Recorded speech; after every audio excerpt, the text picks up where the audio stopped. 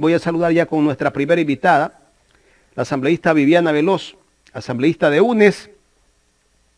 Con ella vamos a hablar de la derogatoria de la Ley de Desarrollo Económico y otros temas más. ¿Cómo está, asambleísta? Buenos días, gracias por acompañarnos aquí en Ecuador en Directo. Bienvenida. Muy buenos días, Jaime. Un abrazo para usted y para toda la ciudadanía que se encuentra escuchando Ecuador en Directo. Economista, no sé si podemos tocar un poquito de este tema del cual yo estaba comentando, ¿no? Se habla del tema de la condonación de deudas para los agricultores con la banca pública, y justamente la economista Vilma Salgado ha develado de cómo se benefician los grandes grupos económicos. Solamente 30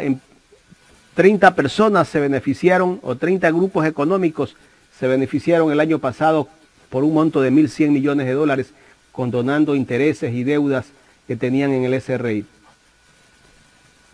Mire, eso es una muestra más que tiene el Ecuador para darse cuenta que el presidente de la República, Guillermo Lasso, no llegó a gobernar para la mayoría de ecuatorianos, para la gente que en este momento está atravesando por pobreza extrema, la clase media, sino para su círculo más cercano, y prueba de ello es quienes se han beneficiado según la información que en este momento podemos contar del Servicio de Rentas Internas, y que esa ha sido su principal preocupación, estar imponiendo una agenda neoliberal, una agenda que va de acuerdo a las imposiciones del Fondo Monetario Internacional, a proyectos de ley que benefician a su grupo más cercano, a su familia, que permiten el blanqueo de capitales, la exoneración del impuesto a la herencia, gravar impuestos a los que menos tienen y beneficiar con estas condonaciones a los grandes grupos de poder que tiene el país. Y lo que lleva a eso es a seguir fomentando las desigualdades, las inequidades, y en la mitad de la peor coyuntura económica que vive el país, encima tenemos una política presupuestaria de ajuste estructural del gobierno que es totalmente recesiva y también contribuye a profundizar la espiral de esta crisis social, económica y política que padece el país, y que además también devela con la falta de preocupación que tiene en este momento el presidente Guillermo Lasso para invertir en salud, en educación, en seguridad, para invertir en lo social, para evitar que también de esta forma nuestros jóvenes sean cooptados por la delincuencia organizada, que es lo que a diario vemos. Prueba de ello también el caso que sucedió ayer en Chone, un joven de 16 años ya inmerso en bandas delincuenciales. Tenemos también un acumulado enorme e inútil en la Reserva Internacional de libre disponibilidad superior por más de 9.000 millones de dólares, y que ese dinero tampoco está siendo utilizado, y aún con las expectativas favorables incluso del precio del petróleo para este 2023, el gobierno lo que demuestra es que su total falta de preocupación, porque recursos no hay carencia de recursos. Lo que devela es la ausencia de una política pública que vaya encaminada a sacar el país de esta crisis económica, pero también evidencia que lo que él tiene es una política austericida y que tiene fundamentalmente una óptica neoliberal, y que esto sin duda está perjudicando a todos los ecuatorianos y sigue aniquilando a las familias. Dentro de la intervención de la economista Vilma Salgado también nos hablaba de que solamente se ha ejecutado el 35% del presupuesto general del Estado de este año. ¿Qué se puede hacer con un gobierno que, desde la Asamblea, con un gobierno que ni siquiera se preocupa porque se ejecute el presupuesto que tienen las instituciones públicas? Mire, demuestra la total incapacidad que tiene el gobierno, que su ausencia de un plan de planificación en materia económica también evidencia el incumplimiento del Plan Nacional de Desarrollo, sus propuestas que tuvo como candidato a la presidencia de la República. Lo que demuestra también es la incapacidad de los ministros que están en las diferentes carteras de Estado, que también no hacen por ejecutar el presupuesto que ha sido asignado, y que por ello solo se ha utilizado el 35% de este recurso, mientras tenemos en los hospitales ausencia de medicinas, falta de insumos, infraestructura en mal estado. En las unidades educativas también sucede lo mismo. Miles y miles de bachilleres se están quedando sin acceso a la universidad. En materia de seguridad, tampoco ha invertido lo necesario para combatir al crimen organizado, a la delincuencia al narcotráfico y poder de esta manera luchar y trabajar en tres ejes principales como son la prevención, la investigación, la inteligencia, pero también invertir en presupuesto para de esta manera poder darle paz a los ecuatorianos. Entonces, lo que evidencia es la ausencia del Estado y que la reducción del gasto corriente en todos los sectores y en las instituciones resulta muy grave, y también se profundiza estas preocupaciones cuando vemos que la proforma para el 2023 también trae más reducciones en salud, en educación, en seguridad, y que al presidente se le olvida que tiene que garantizar pilares básicos para poder obtener un mínimo pacto social y también garantizar un buen vivir para los ecuatorianos. Pasemos a otro tema, asambleísta. Usted presentó una propuesta para derogar la Ley de Desarrollo Económico. ¿Cómo está esa propuesta dentro de la Asamblea? ¿En qué instancia está? Hace un año, bueno, casi un año, el 6 de diciembre, yo presenté el proyecto de derogatoria al paquetazo tributario, a este atraco tributario del presidente Guillermo Lasso en la Asamblea Nacional, y ya ha pasado tanto el informe y el primer debate, y la semana anterior en la Comisión de Desarrollo Económico se aprobó ya el informe para segundo debate, y es así que el Pleno de la Asamblea Nacional el día de mañana a las 4:30 se instalará para tratar el segundo debate de esta derogatoria, de este paquetazo tributario, donde esperamos que los 137 legisladores se pongan del lado de la gente, del lado de las necesidades de la gente, y no le den la espalda. La derogatoria de este paquetazo y atraco tributario del presidente Guillermo Lasso sin duda va a aliviar los bolsillos de los ecuatorianos, porque es una ley absolutamente lesiva para la clase media, para los trabajadores, para los microempresarios, para los artesanos, una ley que fue aprobada, dicho sea de paso, de manera arbitraria por Guillermo Lasso, y que lo que evidenció también fue que el presidente se extralimitó en sus capacidades para poder promulgarla por decreto ley, y que este paquetazo tributario que aniquila a los que menos tienen, por otro lado beneficia también a los grandes grupos de poder, a los hijos del presidente de la República, Guillermo Lasso, ha permitido, como lo decía antes, el blanqueo de capitales, la exoneración del impuesto a la herencia, el impuesto a la salida de divisas, y ha permitido también que la clase media, la clase más empobrecida, tenga sobre sus hombros el peso de esta crisis económica, lo que también vulnera el principio de progresividad. Además, también nuestra bancada presentó una demanda de inconstitucionalidad en la que la Corte Constitucional también ya nos ha dado la razón, porque ya se pronunció en una sentencia hace 2 semanas, y es que este decreto ley en materia económica no guardaba conexidad y únicamente ha fomentado la concentración de ingresos para los grandes grupos de poder, pero además de ello también es un evidente atraco a la clase trabajadora, y siendo que se ha recibido más ingresos por este paquetazo tributario, lo que tenemos como resultado es que no hay inversión en la salud, en la seguridad, y nos siguen colocando a merced de la delincuencia. Por eso el día de mañana se va a dar paso a esta derogatoria. Estamos seguros que vamos a contar con la mayoría de legisladores para decir alto a este paquetazo tributario y que se quite del peso, que se quite este peso que tienen la clase trabajadora, los que menos tienen, los microempresarios y los artesanos, y que estos sean grabados para los de poder que tiene el país. Asambleísta UNES, ¿por qué se abstuvo el año pasado en votar esta ley? Que tal vez si UNES no se abstenía, no hubiese sido ley. Mire, el artículo 140 es totalmente claro, y la bancada de la Revolución Ciudadana ni aprobó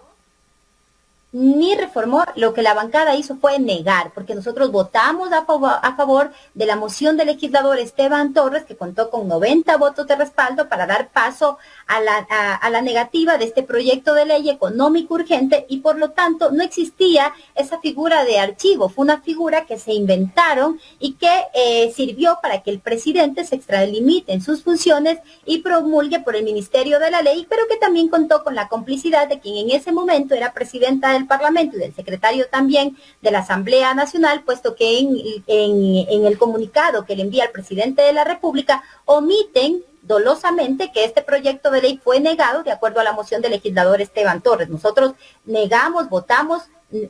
a favor de esa moción, y por lo tanto no debía haber sido promulgado por el Ministerio de la Ley, y hoy estamos actuando de acuerdo a lo que dispone el artículo 140, donde también nos faculta dar paso a esta derogatoria, y por lo tanto aquí hay que señalar 3 elementos muy importantes: que hay base constitucional, que no hay impedimento legal y que también ya existe un precedente jurídico que fue anteriormente utilizado por la bancada de Creo cuando se derogó el impuesto verde.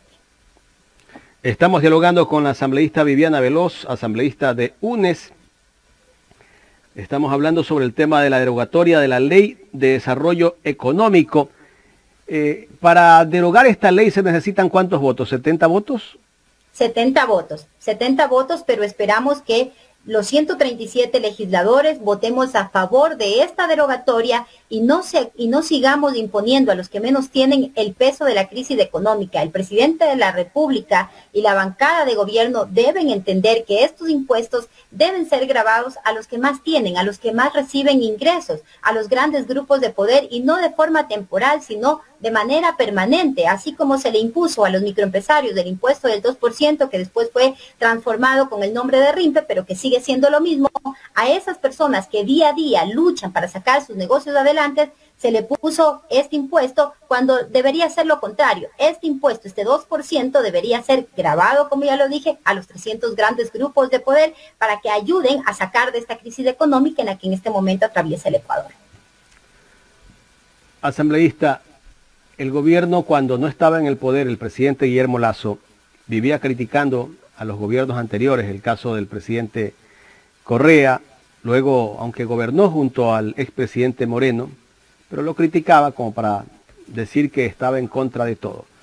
Pero cuando lo vemos al presidente Guillermo Lasso, que ya asume el poder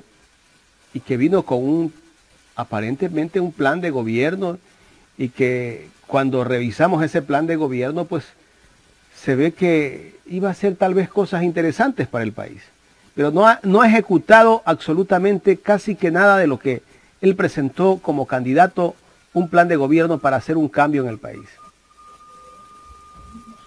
Por eso la Asamblea Nacional hace unas semanas atrás también se pronunció con el incumplimiento del Plan Nacional de Desarrollo, porque se hizo esta observación, y si bien no es vinculante, también sirve como un elemento probatorio para que en el Consejo Nacional Electoral se dé paso a la entrega de estos formularios que permiten recoger las firmas para la revocatoria del mandato, puesto que el presidente de la República no ha cumplido con sus ofrecimientos de campaña. Dijo que iba a cambiar al país en 100 minutos, luego en 100 días, y lo cierto es que ya mismo va a cumplir 2 años en funciones, y lo que se ha profundizado en el país es las desigualdades. Lo que se ha profundizado es la ausencia de medicinas, la ausencia de servicios públicos de calidad, la ausencia de que nuestros niños puedan educarse de manera adecuada, con una educación de excelencia, así como también la ausencia de un plan nacional de seguridad que le permita combatir al crimen organizado, al narcotráfico,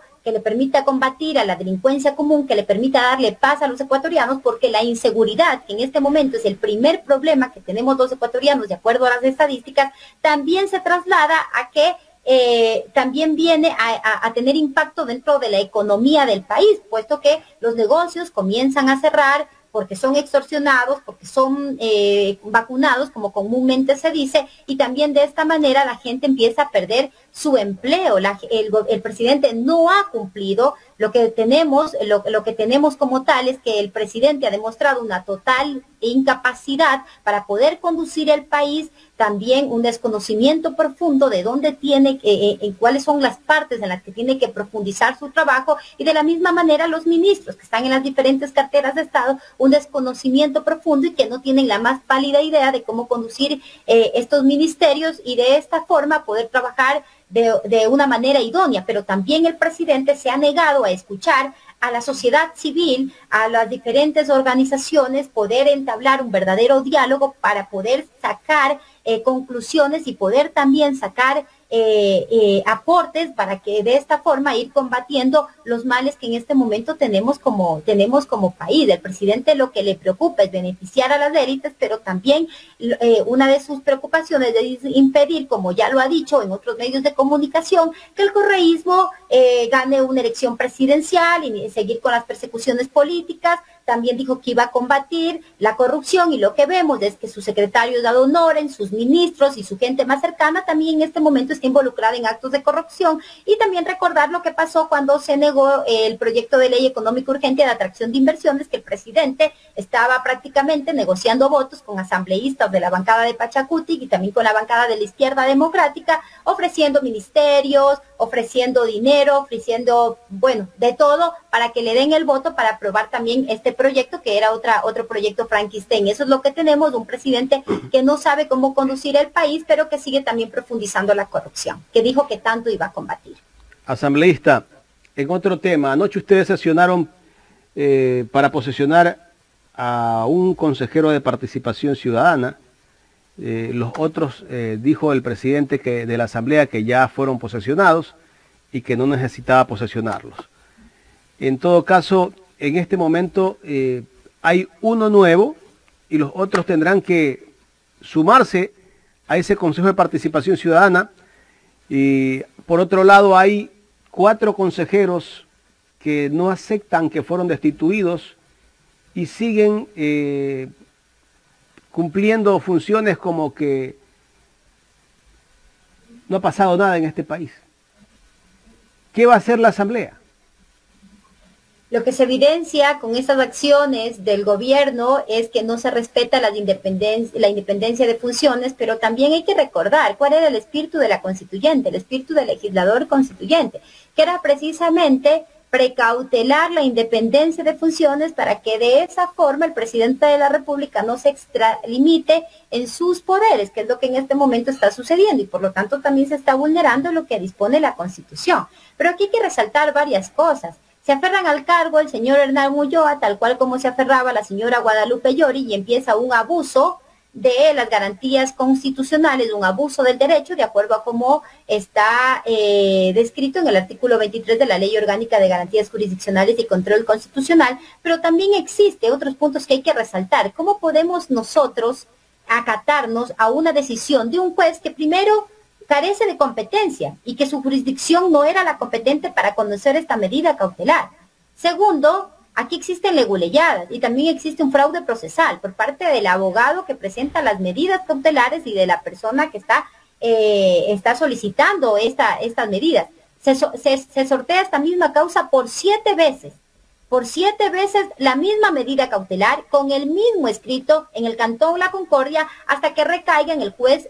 Lindau. Y el Código Orgánico de la Función Judicial es totalmente claro. Ahí nos explica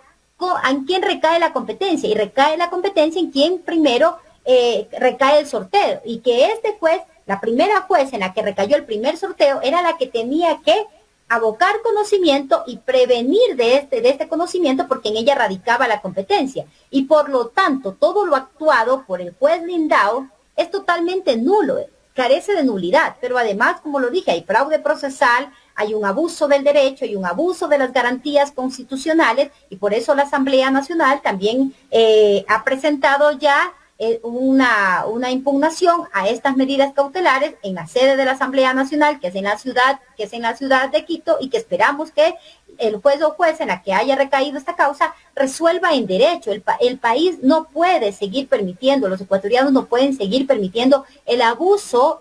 dentro de la función judicial que se presta para los caprichos del presidente Guillermo Lasso, porque resulta que Hernán Ulloa y los consejeros que fueron destituidos por la Asamblea Nacional le resultan funcionales al presidente de la República para poner el Contralor, porque están en este momento, están dentro de esta fase del concurso de Contralor General del Estado, y que también uno de los elementos para este juicio político fue precisamente el cambio de los parámetros para designar al nuevo Contralor, y así como otras extralimitaciones y arrogación de funciones que han tenido los consejeros de participación ciudadana, que ya son destituidos y que la Asamblea desconoce como tal. Aquí lo que existe, como ya lo dije, es un abuso de las garantías constitucionales, pero también una vulneración a la independencia de funciones. ¿Usted cree que el presidente de la República está detrás de todo esto? Claro, el presidente de la República está detrás de esto, si no, Recordemos lo que pasó cuando Hernán Ulloa se tomó por asalto el Consejo de Participación Ciudadana, acordonaron de policías, existía la injerencia del señor Aparicio Caicedo, que quiere interferir dentro de todas las funciones del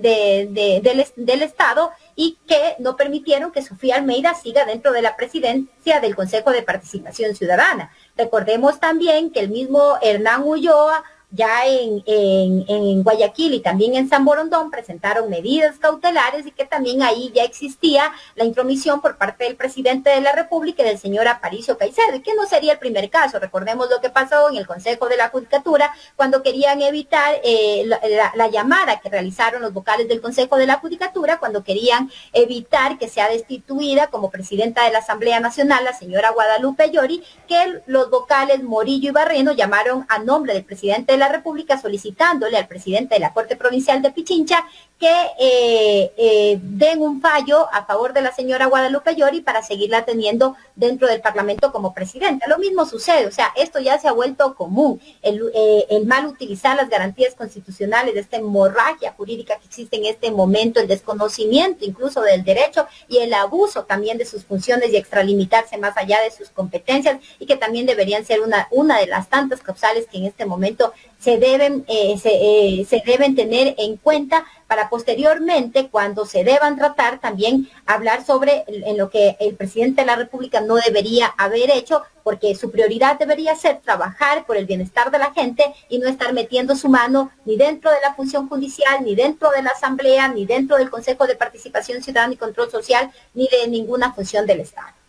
Asambleísta, la Asamblea Nacional no puede pedir el desalojo de los consejeros que se encuentran dentro del Consejo de Participación Ciudadana en este momento, porque ya en este momento hay 4 nuevos consejeros que ya deben estar ejerciendo sus funciones. Mire, nosotros somos respetuosos de lo que dice la Constitución, de lo que dice la ley, y nuestra competencia como legisladores, y que también tenemos la facultad de fiscalizar el control político, es hasta conocer este juicio político, dar paso a la votación de la destitución, y de ahí en adelante posesionar a los nuevos consejeros. Pero de ahí nosotros tener una interferencia para evitar o para desalojar no está dentro de nuestras competencias. Sería la Pero sí puede solicitar la Asamblea a la policía. No podemos nosotros solicitar eso a la Policía Nacional porque no está dentro de nuestras competencias, sería arrogarnos funciones. Por eso lo que nosotros hemos hecho, apegados a derecho, es presentar esta acción de impugnación a esta medida cautelar, de la revocatoria de esta medida cautelar, porque es nula, carece de nulidad, tiene nulidad absoluta ante el juez competente, que es aquí en la ciudad de Quito, porque aquí está la sede de la Asamblea Nacional, y que una vez que se revoque esa medida cautelar, porque esperamos que el juez o jueza que aboque conocimiento de esta causa actúe también apegada a derecho, de ahí sí